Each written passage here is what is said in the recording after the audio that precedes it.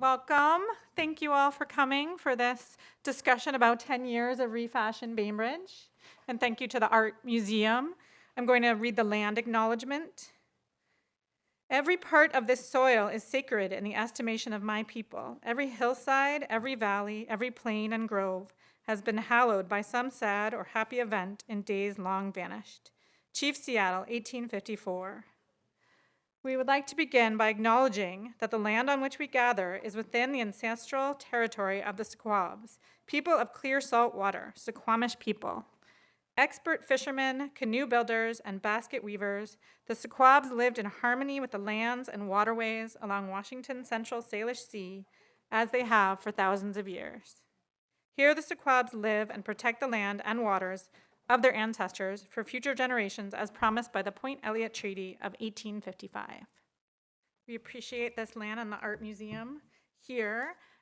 We wanted to talk about having our show and our programs for 10 years now, which I'm super excited about. Here we are, at least most of us. We're just waiting on Jaleesa, who has ferry-related troubles.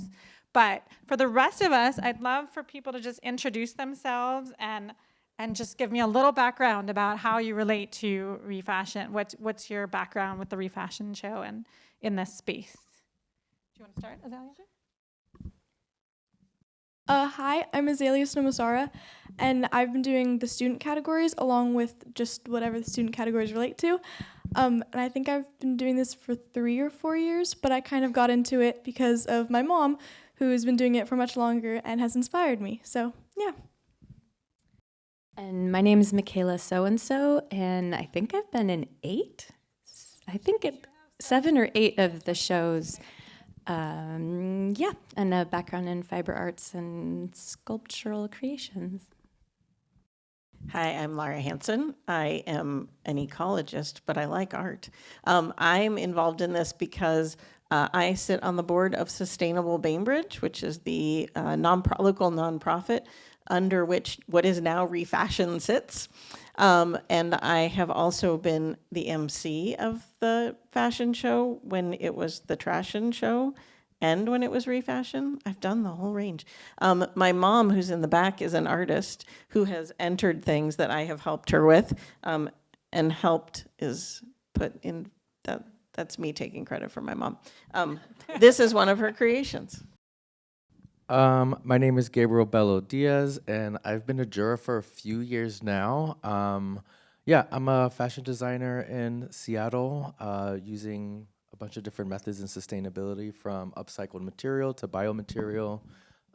Just experimenting and exploring. This has been fun, yeah.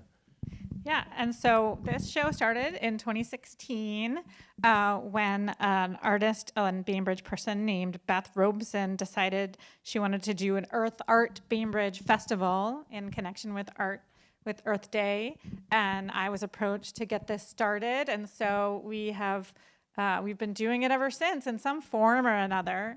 We were talking beforehand about how it's been different every single year. So there hasn't been like one format, and we keep playing with it and trying to get more people involved and inspire people in different ways. So let's see if this works now. This was our first poster call for artists, which I made from recycled paper to get people interested in coming. So we were just getting started, and we had it at Eagle Harbor Congregational Church downtown. And we got a lot of really interesting artwork, some of which I did myself to get people started. But we had things from chip bags to all kinds of different fabric. There's corks, there's wool pants, and we had several categories. We had plastic, the bubble wrap, and we had this fantastic raincoat, and this amazing sculptural paper piece that with a mask and all of those things. And then we continued a few more years with our next iterations and we got a more professional photographer, so you can see our photos of the pieces got better. And we continued to ask for pieces that were created from trash that was textile and trash that wasn't textile. So that was how we started. Maybe I'll just start asking questions and people can sort of chime in how they feel. But my first question was sort of just in a general general world of why we do this show, which was, do we think events like this are important in the broader conversation about sustainability? What does our show say or bring to the conversation about sustainability? I'm happy to jump in on that since I'm representing Sustainable Bainbridge.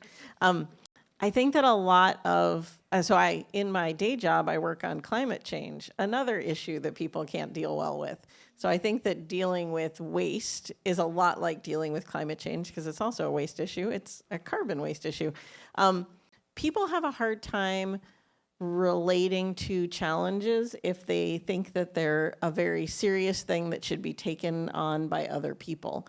And I think events like this are a way to personalize it and make it, I don't want to say we want to make the problem fun, but it's a way to make it engageable. It's a way to make it so that you can see the creativity in the solution, not just the dogma of what you're supposed to do. Because I think a lot of people don't know what they're supposed to do when it comes to fashion waste and waste in general. I like that part with the solution aspect, right? I feel like there's been every year where I look at a garment and I'm like, that's a new technique. Like when they were crocheting with the plastic bags, I still have that memory of seeing it for the first time and being like, there's no way that was done that way. And then they had the loom, they had the whole setup there. And it's just beautiful to see, right? So you're just being inspired by process and by the actionable, like sort of like what you can actually do and what that looks like. And so I think being exposed to those different techniques for me is why this is like really important, because it's like, okay, I want to do something. What does that look like? It's not only important, it's interesting. Yeah. Do you ladies have some response? I was just gonna say, I think it's also like with finding solutions, I think it's another way to open people's eyes to what they're already doing or already might like unintentionally be doing to prevent like said waste, and how they can be more purposeful with what they choose to do. Yeah, so, well, we started also, to inspire people and to give people who might not come to a sustainability event or come to sustainability from that direction to have a new exciting event to go to and give people more options and more ideas. So do you think having a refashion challenge can change our traditional fashion systems, or does it change the way you think about fashion? I definitely think it can. Having participated for so many years and just seen, once again, all the different people get inspired and come to the show and then come back next year as a participant in it. And that's just been really cool to kind of see it ebb and flow and grow, and people to realize that they have the capacity to make something for it or to make something out of something that someone was going to discard or something that didn't quite fit right, and to transform it into something else. And seeing that you can wear something that's different than what everyone else is wearing. Like, I mean, that's one of the fun things about fashion at its heart, is that you're wearing something that is evocative of how you feel. And most of the things that you buy don't do that for you. Yeah, I think there's this idea of like customization in a way where the more I've kind of grown into this practice, I don't want to say this in a bad way, but I've kind of become like a hoarder of materials in a way that like I can't like, I'm like, at one point I'm going to use that one piece of leftover fabric. I don't know what for yet. And there's times where like it comes to you and you're like, okay, this is exactly how I'm going to use it. But you're sort of thinking, you're constantly thinking about the process of like, what happens if I just let that go, and like what impact does that have, right? So you're becoming more aware in a way that just makes you just a better consumer and a better designer and a more efficient kind of like thinker in a way when you think about textiles. To that point, I don't know how many of you are familiar with the Goodwill outlet, but things that they deem not worth putting in the store, or when things don't sell, they take it all to this place called the Goodwill Outlet, and we call it the bins, and everything's sold by the pound. But it's dangerous to go there when you are an artist, because you know that this is like the last stop before it goes to a landfill or goes somewhere else. So I almost look at it as rescue missions. And if I find that handmade quilt or that handmade baby dress, or I'm like, I'm sorry, but you have to now come home with me. What will you be? When will you be something? I don't know. And yet, for 70 cents, like, we're gonna try to give you another life. So that's one very inspirational place, but also a little dangerous when you see the potential in everything. Where is that? So there's one in Seattle. The one we frequent is the one in Tacoma, but there's one in Seattle near the stadium, and it's a very good one. But if you ever want someone to go with, you can reach out to us. Because sometimes, as a first timer, I will tell you there are people that spend all day there and then like resell online. So it can be intimidating. And bring gloves. And my daughter will also say hand sanitizer, or have your immediate next stop be somewhere you can wash your hands. And we've never had a problem with anything, but it's launder your stuff appropriately. So yeah. And that goes to what we changed about the show, is that originally we were using all kinds of things that couldn't be recycled in different ways, like the playing cards and the toilet paper tubes. But as we started learning more about the impact that textile waste is having on our environment, we kind of pivoted, and that's when we started calling it the ReFashion Show, to ask people to use the textiles, because there's such a large amount of textiles out there that are going to waste, or they're getting shipped to the global south where they're still going to landfills. And we just wanted to have people pay more attention to the textile waste. There is still plenty of other things that are out there to make fashion out of, but you won't be able to wear them long term. Yeah. And we wanted to inspire people to create clothing that you could wear as part of your normal wardrobe. I wear this to fancy meetings all the time. Do you get comments about it? I do. And it opens up a conversation that I then get to have with people who don't think about textile waste. And that's actually might be, okay, this is an aside, we're having a conversation now like we're planning for this year's event. It would be kind of cool to have little fun facts about textile waste at the ReFashion Show. And we will. We're going to have this screen, in fact. We'll have a show with fun facts, and not so fun facts about textile waste. Also, adding on to expanding your wardrobe, what I've currently worked on for this year's ReFashion Show, it has a lot of like fun patterns in it, and I kind of started off by just rating my wardrobe and seeing like what I don't wear and what I wish I like wore more, and I was like, okay, how can I make this better? And then I added on by like rating my mom's wardrobe and all the things she's stocked up on. And then I was like, okay, I like this pile that I've accrued, and I don't even have to like really leave my house because I have so many textiles that I haven't used that I can use. And so I just think that's another one of the really fun things, is using what you already have in like a more efficient way. So you're pretty much the poster child for what we call shop your own closet. I try. Yeah, she's just like a great example of what we're trying to do. This shirt came from the Goodwill bins, and then yesterday I was like, Mom, I don't have anything to wear tomorrow. And she was like, well, why don't we have like a little bin of things that we want to like mend or make better. And we were like, okay, let's find some ribbon. Let's make a cute shirt. And then we did, and it was fabulous. So yeah. See, it can be done. So speaking of Michaela, I think my next one, here's some other artwork from there's Laura in her sweater dress with her mother. Wearing the same shoes. Perfect. And then a paper dress that Hiromi made, and Lily and Ember Lashmet, who have also been in the show. You saw Lily in the video, and she's done the show many times, and her mother and her will be in the show again this year. And then this was a category we did where we asked the artist to partner with a business locally and use their waste products that were cleaned and sanitized to make something wearable. So that was with Town and Country, who's still one of our sponsors.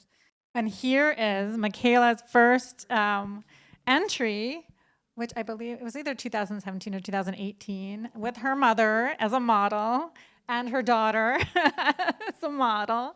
And then her daughter, your own piece that you made, that was your first entry, I believe. Oh yeah, Azalea.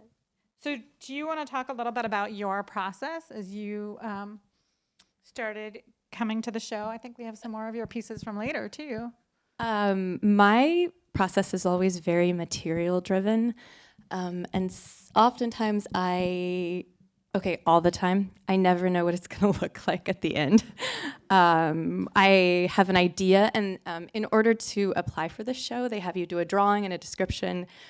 And I often turn that in at the very last moment because it just takes some time to try to visualize something and put it on paper, because I work in a much more three-dimensional way.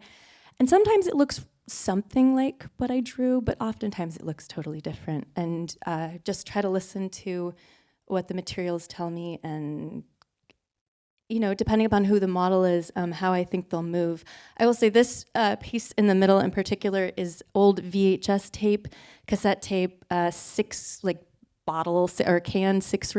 six-pack rings, and that one I did start early because I took the 6-pack rings out into the yard at my parents' house, and I stitched moss on them, and then I just lay them out in the bed of moss and let them grow for several months before I attached them to the dress, which was the night before the show. But that was a really fun one. And that one in particular is kind of exploring how the things that we discard, eventually nature reclaims. That does not mean we should go put our garbage out places, but it's always fascinating to me how nature kind of finds a way in general. So, yeah. And I was going to ask Gabriel, as a judge, thinking back to your involvement with the show, what are you looking for as a judge, and what have you seen changing over the years, or what sorts of things have excited you or not excited you looking at? I really look for something that I'm like, how did that happen, right? Like, how did you turn, like, how did that transform into what it became? Some of my favorite pieces, again, it's just like, I look at the material, I look at the final piece, and I almost have to like read about it or really ask questions to really figure out what was the original like material. So like when they transform these pieces, for me, that's the part that's really amazing. And then for me also, this is such an age-all group where I love having conversations with the kiddos and just having them explain to me like why these things are important. It's uplifting. It like gives me just a positive view on the future, right? We have these kids that are already in dialogue and seeing these examples, and just the fact that they're a part of this show, you know, that they're going to kind of carry that mentality like into their future, and like we have that on stage here as well. But those are the things that I look for, right? Like what is the full transformation of these materials? Because I think that just becomes inspiring for folks that maybe look at upcycled fashion in a like unfinished way sometimes, and then it's like, well, here we have a show where you see these pieces that are like fully completed and fully done and actually wearable in ways that are actually very inspiring. And so you're a teacher too, right? Yeah. So do you see students learning some of these skills, or places where students can learn these skills? Oh, absolutely. I feel like in school, this ends up merging with topics of like science, when people are like, okay, how do we dye our fabrics naturally? Or like, what is it like to use nature as inspiration? There's a lot of conversation around like biomimicry within my classes, where we're looking at nature for inspiration from just like the way things grow, the way things are processed, the way things are broken down. A lot of the work that we teach within the sort of higher academics, where we're working in robotics and things like that, we're looking at just new materials in general, right? Like, what is it like in this new world of things where we want to be creating things from scratch, or maybe some new stuff, but like, how does that actually interact with the actual environment, right? So there's a woman named Brenda Palomino, who takes like sea moss and turns that into like a biomaterial, right? She's working with coffee grounds, and to see this like sort of like science aspect to the sustainable aspect, to then you're seeing these like beautifully made sort of pieces and textiles, you're like, wow, this is like a conversation of things looking actually really beautiful, right? So like, again, it's that transformation for me that feels really magical within this world of refashion. And here's a question for you. Have you ever had a disagreement with other judges as to what was worthy of prize winning and which direction you should be going? Yeah, I mean, every time, I mean, okay, not like they're like strong disagreements, right? But sometimes it's like the category itself. I remember there was one time there was a category that we felt like, well, this is the star of another category, but in this category, it's not. Like there's other ones that kind of rose to the top, right? And so I think when it was the brand on brand, or like when the artist got to choose to work with a brand or like a company and they used their textiles. And I remember one outfit that was really good on the wearable, but for that category, there was another outfit that just kind of rose to the top, and we were just kind of going back and forth on how to just reward just the artistry of both of those pieces, right? And so like sometimes it was maybe like a zhuzhing around of like, okay, how do we actually fit people into the different prizes? Yeah, I don't know. We try to give as many prizes as we can because oftentimes there's just so much artistry and so Yeah. many interesting concepts that people are playing with, but we do have limitations eventually. Yeah. Do you have anyone want to talk about the challenges you've had when trying to create something, maybe something you had in your head? And then I do remember, Michaela, at some points you said, this is what I'm making, and then 2 days before, actually, it didn't work out that way at all.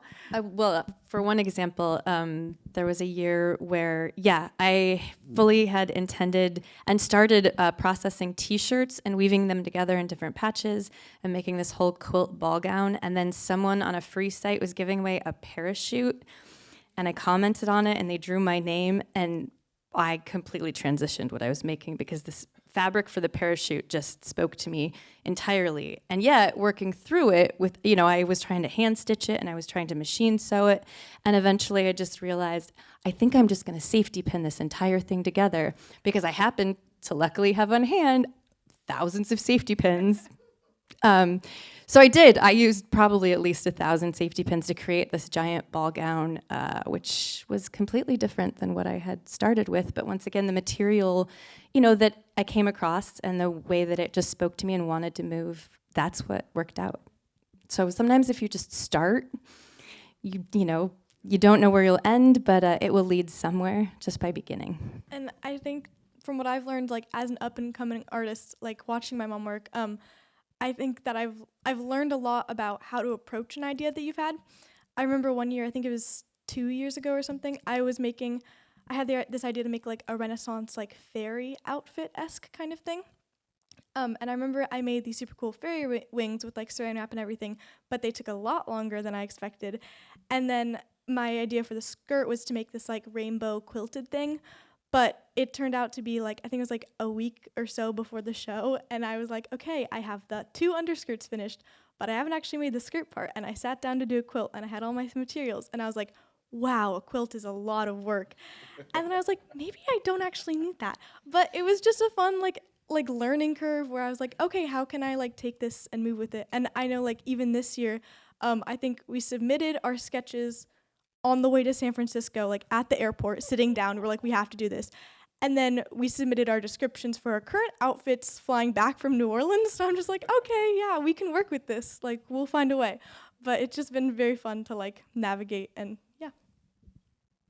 Has being involved with this show made you, have this different relationship with your mom? Or have you learned things from her? What is it that makes you wanna keep continuing? And do you think that you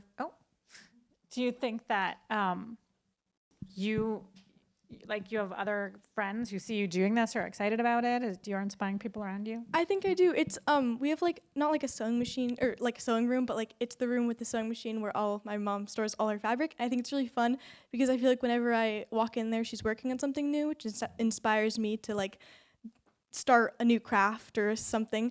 And I think it's also really fun because whenever my friends come over, this year I have 2 friends in the show. And last year, one of my friends was on my team for the show, and she brought her aunt, and they both came back this year, and I think it's very fun to just, like, see how, because they're both, like, they sew outside already, and so I was like, okay, like, guys, this is a really fun thing, and you get to, like, be creative and try new things with new materials, and I just kind of inspired them to come try something new, and I think it's really fun, and they had an awesome time last year, and yeah.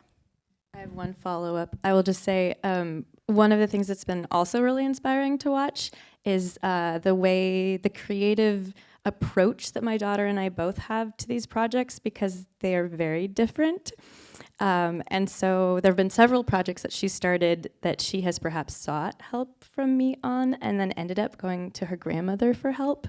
And I think that she's learned a tremendous amount from her also.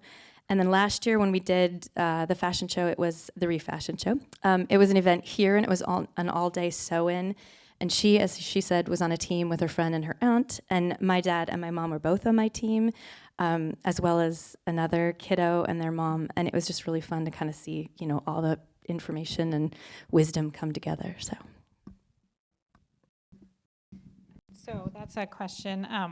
Do you think that doing this kind of work will help bring it into other people's worlds or into the mainstream fashion world? Do you see the fashion world changing at all because of things like this? I mean, I've definitely seen a shift and a lot of more conversations that are more on slow fashion, more on the appreciation of the handwork, more of like that craftsmanship and that detail. There's definitely a lot of more sort of conversations and designers that are focused more on that, especially when it comes to like just material in general, right? And I think in the classroom setting, when it's your friend that's doing something and then like you're all kind of like seeing each other do that. I mean, like that, and like not even in the classroom that happens with me, but just like with being around other artists, just being around other artists that are approaching work in that way always becomes inspiring no matter what, if you're in fashion or not, right? Like there was someone that is in the actualized studio where my residency is, and she does a lot with these like sort of bio like plastics and stuff like that, and that's like where I then was like, what does that look like if I start bringing that into fashion, or like laser cutting onto that, or like what is it like to bring that into my process, right? And so this idea of like playing and experimenting, and then you just unintentionally having these aha moments, I think like just organically happens in these different settings. So I think yes, I do see that happening more and more for sure. I was gonna say, I feel like, in the world of social media, especially, I feel like there's been a transition recently from fast fashion to more like everything's about thrifting. It's about what you found that's vintage. It's about how old is it. It's about like Y2K 2000s. And I know with Coachella being like this week, I've at least done a deep dive into the outfits that people are making and what they're wearing. And there was this one girl who like she made this huge, or not this huge, but like this accessory thing, and it's just like head to toe and like accessories, and it was so fun. And I know that the whole social media, like all of social media was like, why are you doing this? Like this is not good, until they saw the final product, and it's like very trust the process. Yeah. But then at the end it came together and it was just this like gorgeous outfit, and I feel like I'm seeing a lot of that where it's like, this is what I got and this is how I repurposed it to love it more. So yeah. No, you're right. There's this emergence of like this nostalgia of like the 90s, or like I don't know, just like this nostalgia of like old fashioned, where this whole thrifting and the vintage idea is like really interesting, that the youth are engaged actually way more than I would say my generation, in a way that I'm really loving to see. And then like you'll like just thinking about like Pioneer Square Art Walk and like all of these like vintage shops that are like kind of doing their pop-ups and doing their thing. Yeah, there's so much more that's happening than I think we realize. I will say, kind of in reflection to that too, in the early 2000s, I handmade clothes, one of a kind, and sold them from Vancouver down to LA in small scale boutiques, where it was kind of all handmade clothing, and occasionally they would have vintage also. And over the course of the last 20 years, that has kind of transitioned, because we used to have a lot more of the walk-in stores, and then retail moved online. And I will say it's been awesome lately to see more of that. And I'm really hoping that that is a trend that continues as people, want to touch something, want to try something on, want to be present or talk to the maker of something. And I think just finding more of those moments of human connection has been really cool to see. I also think, I also think with fast fashion, like one of the things is everything's the same. And it's kind of fun to walk around like with something you got thrifting, or like even hand-me-downs from a friend, where it's like kind of like a sense of self or confidence. We're like, oh, maybe not everybody has this. I know like when I go to school, I can look around and see like 10 people with like the same shirt on, just because that's what's popular at the time. But it's kind of fun when like I compliment somebody. I'm like, hey, I really love your shirt. Where did you get it? And they'll be like, oh, it's thrifted, or like, oh, it's from blah, blah, blah. And I'll be like, oh, that's so cool, because I know I can't necessarily go find that exact shirt, but maybe it like inspires me to go make something, or to go try to like find something similar to it that's not necessarily fast fashion, but that's repurposed. I was, before you answered, I had been thinking about the online transition of how shopping has moved into that space. I mean, originally, sort of the purpose of Etsy was for people to sell things they made. It's not really so much that anymore exclusively. And so is there an opportunity in the in-person component of it to further personalize the individuality of what is refashion or custom made things for people? And will that be sort of my God, that was really bad grammar. Will that be part of the backlash against an AI driven world where that is how we get to pretend we're still human? Pretend.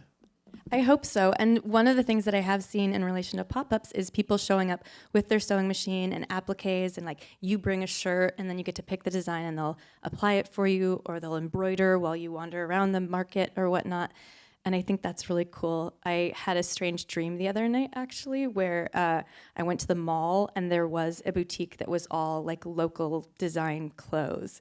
And then I had this global dream of that as a vision. And I thought, is that sustainable? I mean, is that something that communities could get together and do and organize and orchestrate? And I think that they could. And I think that that's a pretty cool idea. Absolutely. Like, you know? There's a spot in Sweden, and they literally took over an entire warehouse. In this warehouse, the whole thing was that as a vendor, you had to like be a part of this like sustainable sort of category, but also what they all had to like sort of have a skill that they were either mending or so there was a lot of cobblers, there was a lot of people who were doing a lot of just like tailoring.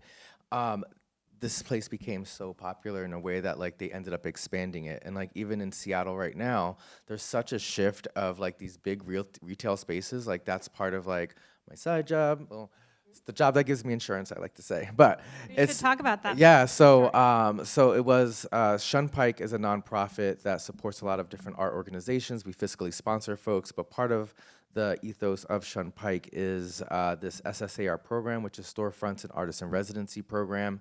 There, part of my job as the manager is to negotiate leases with landlords that have empty properties that are just abandoned, right? Most of these properties were all retail, like we're inside of an Ann Taylor loft. There was like an old Banana Republic that we were in. So there's so many like these old retail spots because once COVID hit, they were like, oh, we're fine online. Like actually, we don't need to be spending anywhere between, no joke, $16,000 to like $22,000 a month on rent. I negotiate that lease down to like about $1,000, $2,000, but like the idea is that we're giving the spaces back to like local small businesses, right? So this was previously Seattle Restored, and Seattle Restored really focuses more on like the entrepreneur like business like side of things, whereas like Shunpike is now really supporting the artists, the emerging artists getting into that, right? And so these residencies are allowing small businesses to really figure out what is it like to run a brick and mortar, like what is the logistical steps of a day-to-day brick and mortar life, which is actually where this vest is from, Van.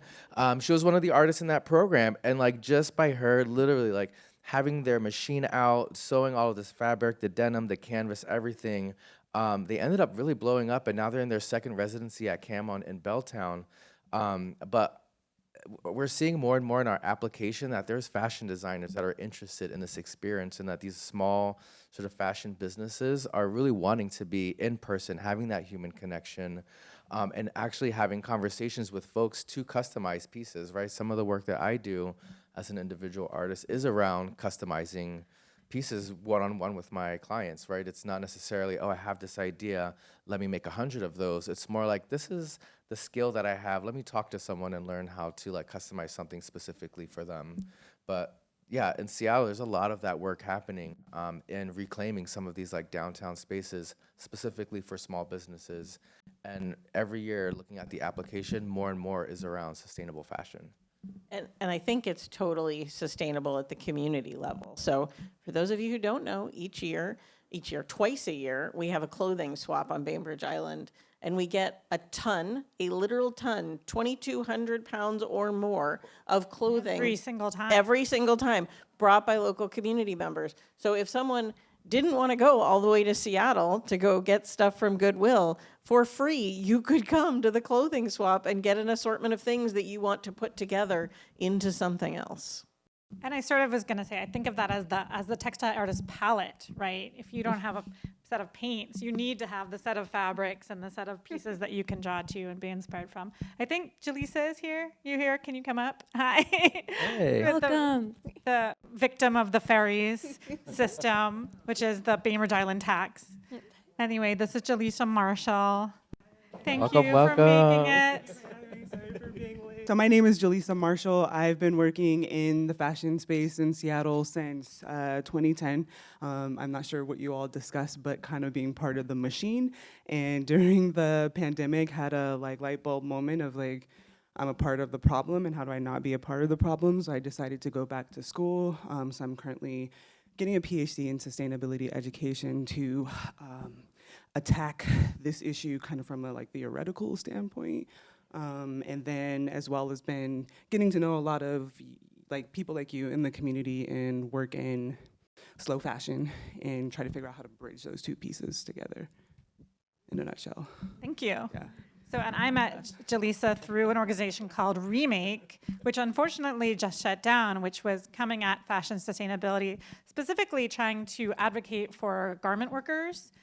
Because most of our garment workers are in developing countries at this point, and especially around COVID, there was a lot of abuse. I mean, there was people who were shutting down their orders, and garment workers weren't getting paid, and there was a lot of advocacy through Remake, and they were working on a lot of these issues. And I took a sustainability certificate through them online, and Jaleesa was running one of their programs in Seattle, but unfortunately, they're a victim of whatever is going on in the world these days and are shut down.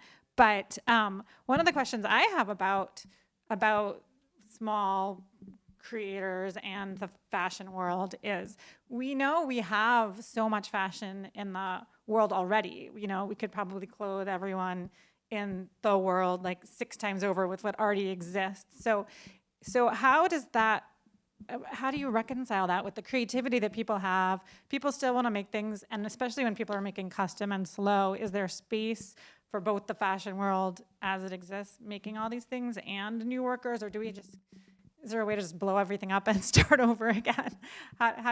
Is there a way to kind of think about that? I would jump in and just kind of talk about the growth of the everyday person just knowing how to sew.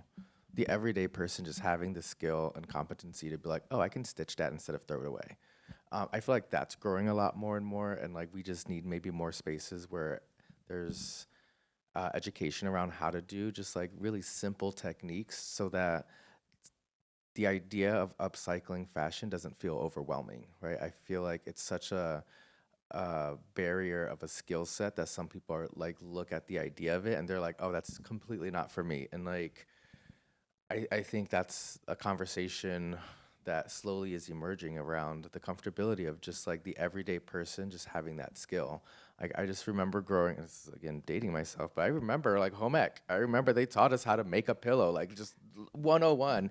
Learn how to just do a stitch, call it a day. You don't have to become the greatest designer or this amazing whatever, right? It was really just about, and that's where I think the sustainability aspect comes in, is when the everyday person actually has that skill, then you'll see a heavier shift in, less things going into the garbage and less interest in the fast fashion, right? When they're like, oh, it's actually cooler to just upcycle this piece, do a quick stitch here and there, and now it's mine. Now it fits me the way it needs to fit me. Yeah. Yes. Sure. It's related, as you were saying this, it's related, exactly related to what I was thinking. My son is 44 years old. He made a stuffed animal in high school, and I think the next year they did away with home ec.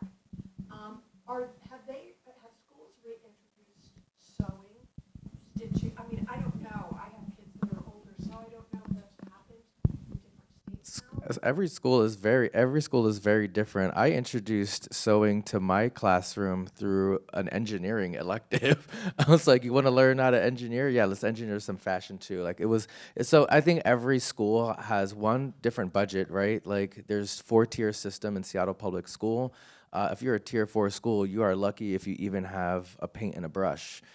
So I think there is a lack of funds that supports the arts in Federal Way and Seattle Public School, and I know this because I work directly within Seattle and Federal Way Public School. And then there's just some schools that, are just in a neighborhood where the PTA is, well established and they are funding their own art teacher within that school. So every school is completely different from my perspective and like within that question. Yeah. And I was gonna say, I don't have any knowledge about like a sewing or like fashion club necessarily, like something like that, at our school, nor like club or class. But I do know that we're trying to start up like a student store kind of thing, and I'm a part of ASB. I'm not a part of the student store, but we recently gave them like I think it was like $200 of funding to go to the Goodwill and then come back, or Goodwill outlet in Tacoma, and then go thrift things and bring them back. And I'm not sure what they're doing with those pieces. I know that they're going to try to make like them more available to the students, like to create a kind of like thrift student store kind of thing at our school. But I also don't know if there's a sewing aspect or not involved in that. I know that the kids who are in the student store club are very like crafty and thrifting, so I imagine that they sew like by themselves, but I don't know about like actually in schools or classes. Oh, and I go to Stadium High School in And we Tacoma. will take questions in a sec. I just wanted to look at a couple other things. So that we did to start expanding like what people were talking about and how people learning about on the island. As in our 10-year history, in 22 we got a city grant to hold a conference, and one of the things we did was do some mending. We had a mending artist at this, and we had someone was raising fiber locally and just trying to bring some of that back here, and then someone just talking about the psychology of shopping, which was fascinating, and why people need to get so many clothes and why people keep doing that, and how companies are convincing us to keep buying things that we don't need. So that was one of the things. And here's the clothing swaps that Laura was talking about that we've been having through ReFashion and Sustainable Bainbridge. And there's mending at those also. And we often? we have started offering mending. And one of the reasons we did that was in conversation with Remake and other organizations that just suggested, expanding our reach and what people were thinking about. I could turn this pair of jeans in because it has a tear, or I could get it fixed or learn how to fix it myself. So I think having people learn, we've also been offering some skill learning classes, which are slower to get started, at least here on Bainbridge. People are very busy. There's a million things you could be doing. So There's also mending at the Fix-It fairs, which happen at both the county and the Bainbridge Island level. So those things are growing in popularity. And here's some of our past exhibits that we've had of the show work that we've had, in a not great picture in the window. And we had some additional speakers that spoke about different aspects of how that fashion affects everyone. So are there other things that you think that we should be offering, or that you would like to see happening in communities that you think would have more of an impact on how people interact with each other, with fashion, with all of these concepts we've been talking about? Well, I don't know. I did an MC for something called Stitched, which was five different small businesses that were using upcycled fashion specifically for their brand, and they were all downtown, part of the residency. And what I loved about it is that they wanted to be in a really fancy space, because they felt like there was a conversation around feeling like this idea of sustainable fashion is always like so scrappy and like, it's so very thrifty, which it is, but there's a conversation when you see it in an elevated space and you're seeing a lot of more attention to detail, and you're seeing these products that are very much like in a series that are shelf ready instead of one off. So like one of the things that I would like to see is like, what would it be like for someone to actually create a collection, right? And we have a lot of one-off pieces, and that's usually where this idea kind of starts and stops, are like these one custom pieces. But then I was just at Hotel Crocodile, and we did a whole show there where every artist was given a hotel room, and they were to do like their own like sort of immersive whatever they wanted to do with the room. But one of the designers, La Paisa, ended up taking all of these like discarded fabrics from the renovation of the hotel and like made a whole fashion collection out of the garments. It was amazing. It was really beautiful to see these like embroidered pieces from the logo actually act as like textile and like patterns for a hoodie and this jacket and this skirt. And so I think when you're given an artist more funds and more availability to partner with an actual space that has this abundance of material and you're making that, which has happened here, right, with y'all, right? But then seeing that more out into the city and partnering with more folks that are in different industries. Like people know the Crocodile just for music. They don't know them for upcycled fashion. But here we are literally yesterday or 2 days ago. It was a Friday. And so here we are like seeing these industries almost like kind of collide in a way where like they're seeing the need and the really the beauty that happened around it. That hotel was packed. It was amazing. It was such a great energy to see so many people celebrating sustainable fashion in that way, in a space that is very untraditional in that sense. So like really making those and like cross collaborations with different industries, I feel like just enhances the narrative and enhances the perspective and has folks who actually have no idea or necessarily care about this idea of refashion or a sustainable fashion, but then they're approached with it and they look at it and then they're like, oh, this actually looks like not what I thought, kind of thing. So yeah, if you want to add to that. There's a challenge I feel like we still have in getting people to think about the cradle to grave, cradle to cradle perspective on textiles and clothing. And I feel like I think, Diane, did I just see you walk into the room? Excellent. I feel like one of the things, like fabric is probably the thing that people know the least about what you should do with when you get rid of something. I think some people know I could donate something to Goodwill, but I think when something's just like a sock with holes in it or whatever, they don't. Feed will take those. They don't know. I have a lot of them. I focus on them a lot. They don't know what to do with them, and I think that getting people to better internalize that the clothing they wear, something happens to it after you're no longer wearing it, and what does that mean, I think would be a really big thing for us to take on. And Seattle had a textile recycling program that's, I'm not sure, functioning right now. Do you know what the, either of you know about the like thread cycle that Seattle was taking, that they experimented with trying to get people to be able to recycle textiles at their curbside. But I'm not sure that it's fully, I think they're working on expanding it again or getting it running again. But it's still the same issue. Where does it go? Once it goes, once it leaves? Waste management is doing it with multifamilies. So they're successful with that. But again, once it goes to Goodwill or somewhere, then what happens? Right, and one of the things we talked about at our conference was what different textiles, how they can be recycled, because we don't have streams for all of these things. If they're natural fibers, often there's a place they can go back to the earth, but all these new microfibers and all these different manufactured textiles, there's not necessarily a waste stream, but there are technologies working on that. Eventually they end up in your body, so that's good. And when you say good, They're not hurting the rest of the planet if they're just inside of us. Oh. Sadly, they're evenly distributed. All right. Okay. This is true. A lot of gallows humor in ecology, sorry. This is true. We're trying to be uplifting. All right. So now you have to take us on a different. Well, I will say, okay, here we go.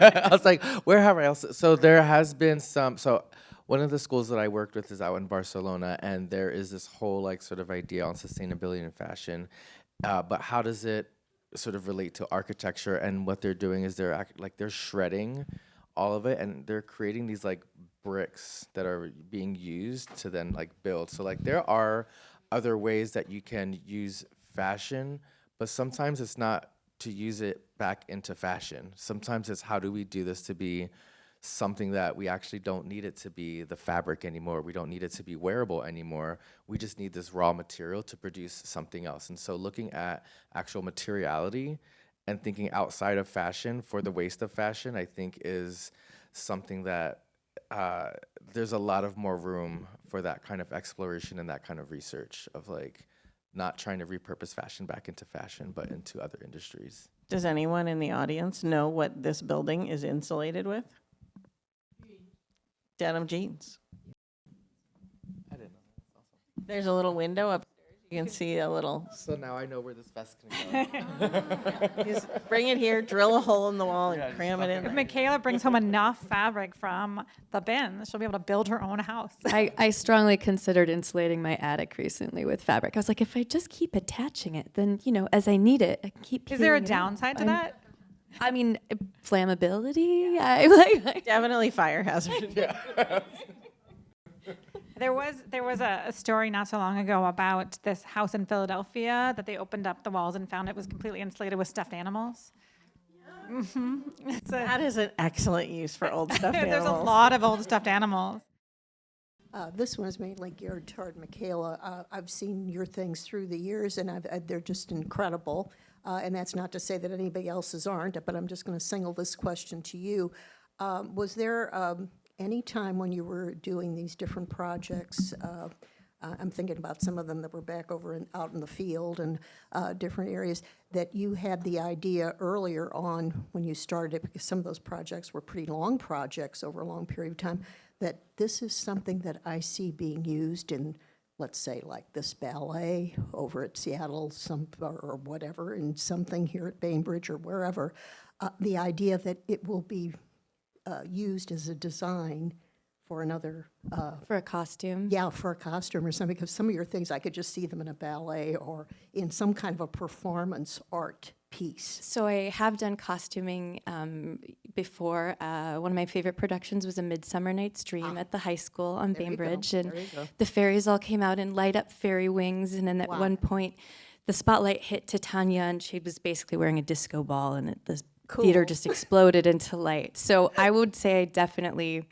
pull from a lot of that, and a lot of that like spectacle, and a lot of that show. Even I razzle dazzle, as it were. The one dress in particular where she jumped and you can like see the movement. I mean, just think of 20 of those on stage, all dancing to the beat would be gorgeous. So Okay.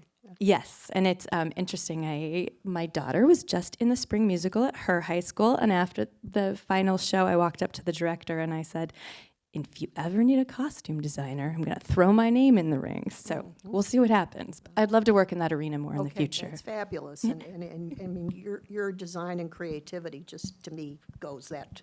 Thank route. you. It's Beautiful. always fun to see you at the show. I like our rapport. Any other other audience questions?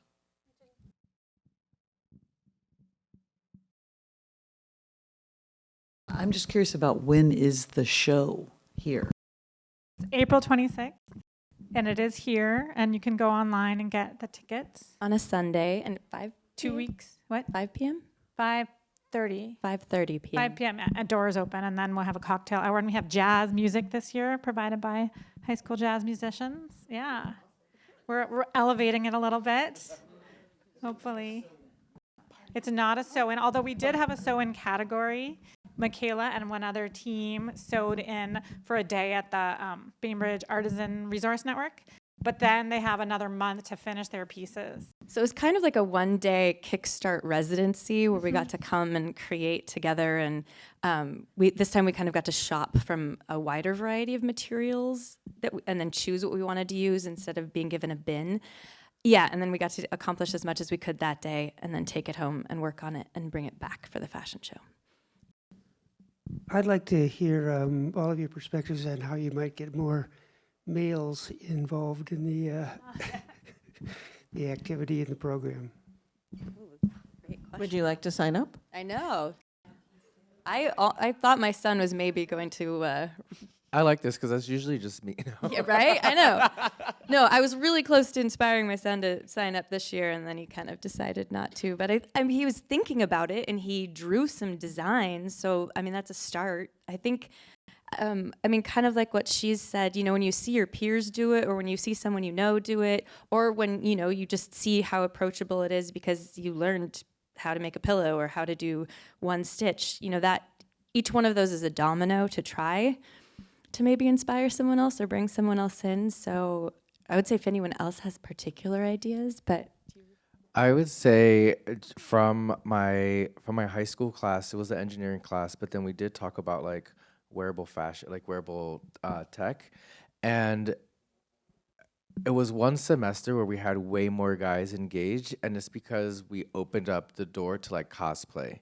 For some reason, cosplay became like this big thing that like, oh, we want to make our outfit for whatever convention is coming up. That's not my like world of things, but this idea of creating your own costume for that, I think for me, I just saw a lot of more like male participation in like sewing and like crafting in that way that I thought was really cool. I will say, even when we did the sew-in at the barn, there was one other person there in particular that was there most of the time, and they were working on their Comic-Con outfit. Well, and Sakura I taught a jeans alteration class at the barn this year, and I had one teenage boy, which was super exciting. There was only 3 people in the class, so one teenage boy was better than none. And we do have one teenage boy also entering the show again. He was in the show last year and will be entering again. But hopefully that people will see that, when we had our conference, we said, this is for everyone. Everyone needs clothes. Everyone needs to get dressed. So I don't know why it has been pigeonholed into a female craft so much, because everyone needs to wear clothes.